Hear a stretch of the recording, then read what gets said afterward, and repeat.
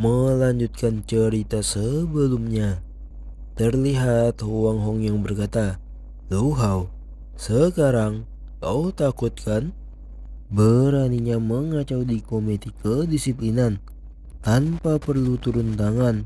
Kau akan mati." Lu Hao hanya tersenyum. Lalu dia berkata, "Hoh, takut. Dari awal aku mendatangi komite kedisiplinan memang bertekad mempertaruhkan nyawa." Lalu Lu Hao mengumumkan sesuatu. "Semuanya, tolong dengarkan aku."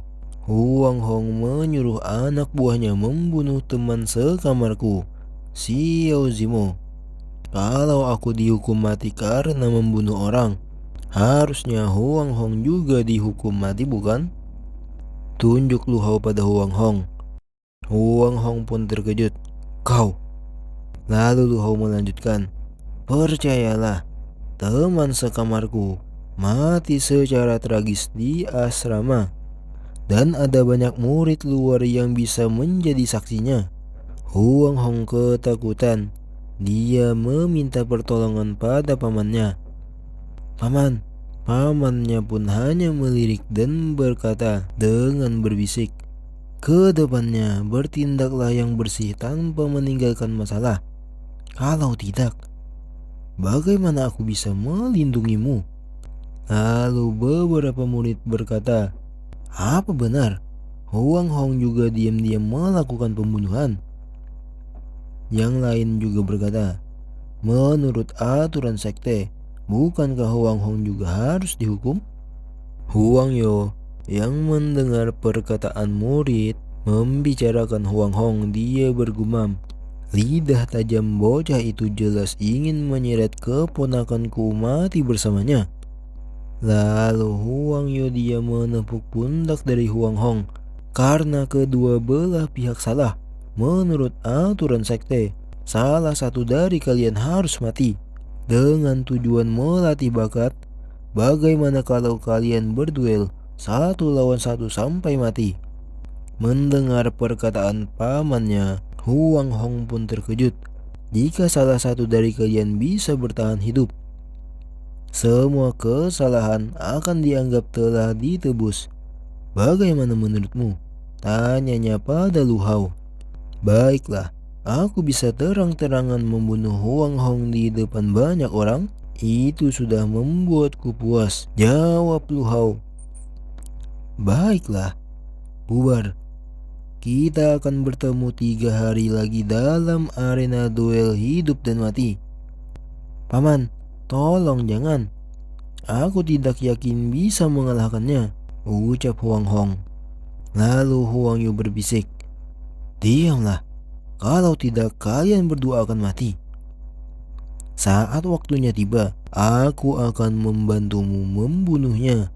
Apa yang kamu takutkan?" Mendengar perkataan pamannya, Huang Hong pun sedikit lega. Benarkah? Dengan tatapan dan senyum kejamnya, Huang Hong menoleh ke arah Lu Hao. "Hah, terima kasih banyak, paman." Lalu Sin berpindah.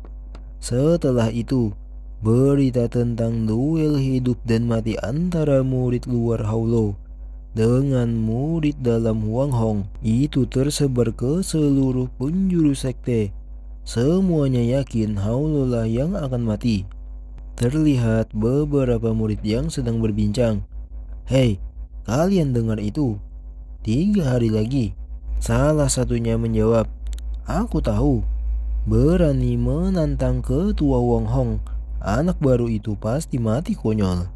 Di sisi Lu Hao, dia yang berada tepat di pemakaman Zimo, dia bergumam, "Sepertinya saat melawan Huang Hong waktu itu, aku menggunakan darah naga yang dipenuhi amarah sampai membuatku hampir membunuhnya. Padahal kultivasiku masih Qi Condensation."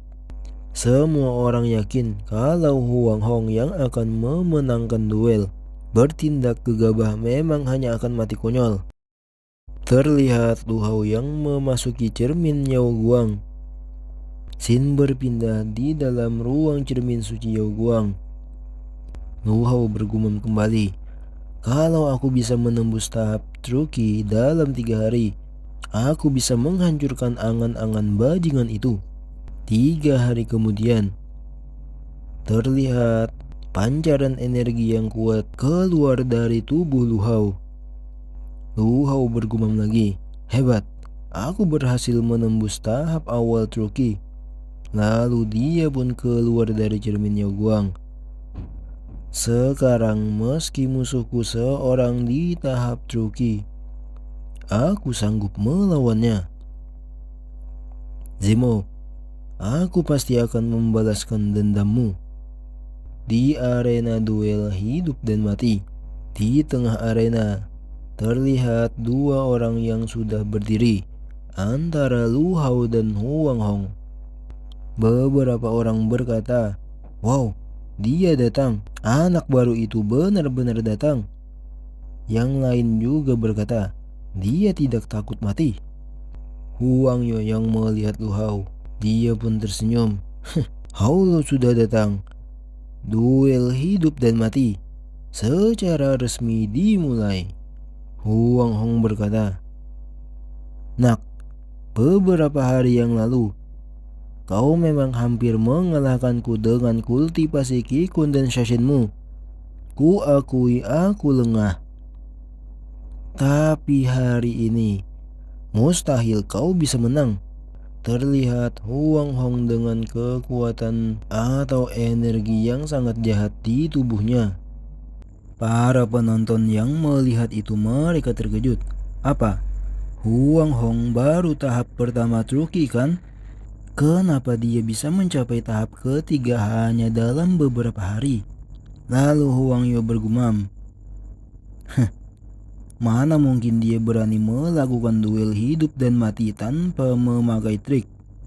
Huang Hong meminum eliksir penguat. Memang benar, orang di tahap pertama Truki bisa dikalahkan tahap Qi-Kun dan Shashen. Tapi jika sudah di tahap ketiga, mustahil bisa mengalahkannya. Terlihat Huang Hong yang menerjang ke arah Lu Hao. Hei, peri hitam, majulah temani kakakmu bermain. Dengan energi yang jahat, Huang Hong merasa percaya diri dan akan memenangkan pertarungan tersebut.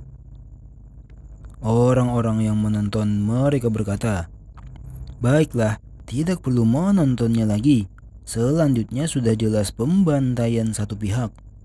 Yang lain juga berkata, "Itu benar sekali."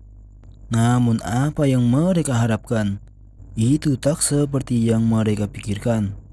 Huang Hong terpental tanpa diketahui sebabnya. Para penonton yang melihat itu mereka terkejut. Hah? Ini? Terlihat Huang Hong yang terpental akibat tinju dari Lu Hao. Hanya butuh 1 kali serangan, Lu Hao dapat mengalahkan tahap 3 Truki. Huang Yo yang melihat itu dia pun terkejut. Huang Hong kalah. Para penonton pun heboh seketika. Apa yang terjadi di sini? Hao Lo benar-benar mengalahkan Huang Hong. Padahal Huang Hong tahap 3 Truki. Di sisi Huang Hong dia bergumam, "Omong kosong. Aku pasti lengah lagi. Orang di tahap Qi-Kun dan Shashen mustahil bisa mengalahkanku." Huang Hong pun berdiri dan berkata, "Untungnya, aku masih memiliki pedang kualitas tinggi yang diberikan pamanku." Para penonton bersorak kembali, "Wow, Huang Hong punya pedang kualitas tinggi." Yang lain juga berkata, meski lawannya berada di tahap 4 Truki, Huang Hong tetap bisa menang. Mustahil Hao Lo bisa menang. Yang lain menimpali. Huang Yo yang melihat itu dia bergumam, "Untungnya aku sedikit berjaga-jaga." Dijelaskan, senjata dikategorikan menjadi 6 tingkatan. Biasa, kualitas tinggi, kelas dunia, kelas agung, tak tertandingi, dan artefak suci. Semakin tinggi tingkatannya, semakin besar kekuatannya. Beberapa artefak suci bisa meratakan sebuah kota dengan dalam sekali serang. Senjata kualitas tinggi bisa meningkatkan kekuatan pengguna sebanyak 1 level. Itu artinya, sekarang Huang Hong mampu menghadapi seseorang di tahap keempat rookie. Terlihat Huang Hong tertawa puas. Dia mengalirikinya ke pedang tersebut dan membuatnya dengan mudah kembali ke arena pertarungan. Huang Hong menerjang kembali menggunakan pedang tersebut dengan energi yang kuat. "Matilah kau!" Sembari menyerang, dia bergumam, "Teknik pedang Rektioski memang kuat. Bahkan Haulo takkan mampu bertahan." Namun Lu Hao dengan santainya, dia melancarkan tinjunya ke arah pedang tersebut, yang membuat pedang tersebut retak dan hancur seketika. Namun tidak sampai di situ. Tinju Lu Hao langsung menghantam tubuh Huang Hong yang membuatnya terlempar sangat jauh. Sekali lagi, Huang Yu dibuat heran dan terkejut. "Apa? Pedang kualitas tinggiku dihancurkan oleh Haulo?" Para penonton pun mulai riuh kembali. Mustahil. Huang Hong yang berada di tahap 4 rookie dikalahkan Haulo. Dia menghancurkan pedang kualitas tinggi dengan satu tinjuan. Kekuatan macam apa itu? Di sisi Lu Hao, dia menghela napasnya. Huang Yu yang tidak terima, dia berkata, "Mustahil, kau pasti curang dan menggunakan eliksir penguat. Kalau tidak, mana mungkin orang di tahap Ki Condensation bisa sekuat ini?" Lu Hao hanya tersenyum. "Siapa bilang aku berada di tahap Ki Condensation? Aku berada di tahap Truki," ucap Lu Hao yang mengeluarkan energi Ki-nya, menunjukkan tingkatan tahap kultivasinya. Melihat itu, semua orang terkejut. Apa? Haulo sudah berada di tahap Truki?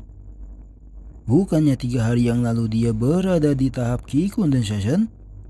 Lu Hao pun bergumam, transformasi 9 naga bisa memperkuat pertahanan fisikku mengikuti perkembanganku. Sekarang aku berada di tahap Truki. Kekuatan fisikku sudah jelas meningkat. Sekarang serangan di bawah tahap kelima Truki." Lu Hao berjalan menghampiri Huang Hong.